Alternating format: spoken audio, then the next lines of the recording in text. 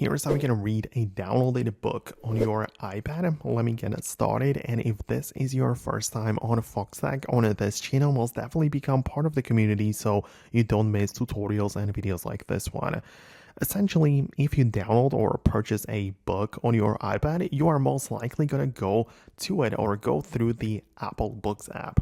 So inside of that app, it's pretty simple because you can see at the top, there are a few selections or sections which you can switch between. So there's the bookstore where you can browse new titles and you can purchase and download them to your iPad. But then once you have downloaded or purchased them, they are going to be part of the library.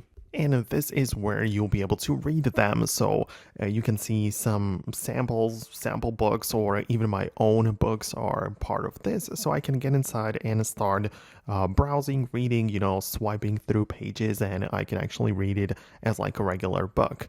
And also you have the percentage button or icon below every single title, indicating how far you've read so far in the book. So it's a nice indicator to know how much you have left, or about your progress in reading that book. So that's one thing, of course, but there are plenty of sites where you can purchase books even outside of the Apple Books app, right? For example, there are official websites where you can purchase some information which is going to be downloaded as a PDF.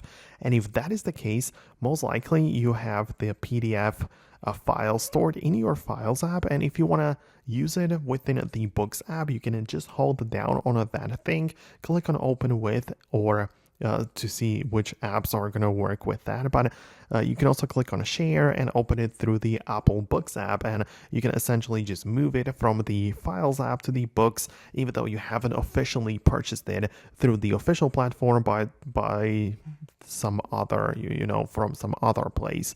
So I really hope that I can help you out with it. Let me know what you think. Subscribe for more tutorials and videos like this one, and I hopefully see you later in the next videos as well.